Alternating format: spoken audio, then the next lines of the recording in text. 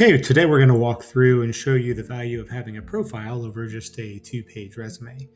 So, when we have a profile, the kinds of documents that are in here are vast. You have resumes, which is what we all tend to start with. In a majority of my profile, you can see our resume generated across years. My earliest one goes back as far as 2012, and there's a variety of different resumes that I've had across those years, adding new experiences and things along the way.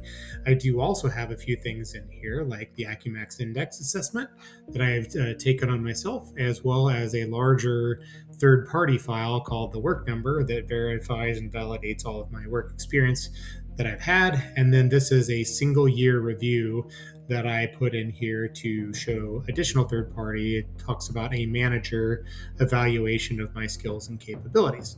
So, with all those different document types across multiple years, what that does is I can look and see in my profile management here, I captured 36 individual experiences, clocked 65 hard skills, 11 soft skills, and 3 educational triggers. And from there, what we can do is take a look at my professional career opportunities. And if I have imported a job that I was interested in, and let's look at this Chief Innovation Officer role for Gray Media that I imported in here. I'd previously done an analysis on my profile and I'd gotten an 82%. And I want to figure out why. Maybe I didn't get a little bit higher score. And so I look at the skills and I want to look at the missing skills. The matching skills are great. It shows me where I need to reinforce, but the missing skills is where I'm going to earn my keep in this place. So venture capital and deal sourcing, don't have that. Deep media broadcast, don't have that. Proven track record scaling large corporate innovation labs. So this is an interesting one we want to come back to. I have done this before, but it shows up as a missing skill. And for a chief innovation officer, that's a pretty important one to have. So this is an example where I need to make sure that the resumes that I've uploaded have accurately depicted the work that I've done in new product innovation and things like that. And so it tells me that I need to go back and make sure my profile is accurately representing who I am. I do have international business experience. I've worked for organizations that have global impact and the U.S. government as well. I don't have an MBA, so that is true, and there's not a lot I can do about that short of going back and getting my MBA.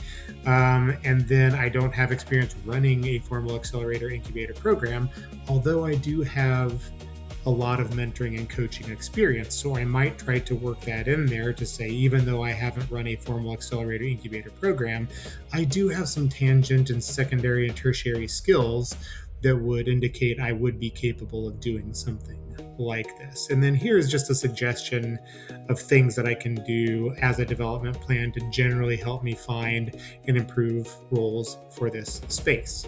Now, let's say I went ahead and wanted to do this anyway. What I could do is I could just come in here and say, hey, I don't have a custom resume for this role, but I'm interested in creating it. So I click Generate Documents, and I'm just going to do the resume for right now and click Generate. What it's doing is it's looking at my holistic profile. It is taking a look at all of the things that it just told me it looked at, and it is putting that together into a friendly format so that way it will look like a resume to a recruiter and to an ATS system. And as you can see, this produced a summary, skills, experience, and it summarized some of the things that I did into a resume that I could submit, and it only pulled the relevant pieces out of my experience that are necessary in order to match what that role is looking for. And if I looked at this ATS analysis, what it's telling me is that, hey, I've got some things missing. I didn't include a phone number on my resume. May want to add that. The date formatting maybe is a little inconsistent, and an ATS system is going to want to see that consistency from place to place. I don't have a LinkedIn URL, and there's no personal website or any portfolio link. Could want to include that depending on the role.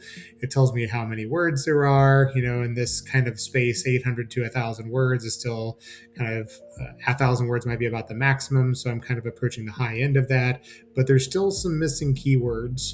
And then here's some improvement tips on how I can improve my resume in order to get the best potential opportunity to be seen in this space.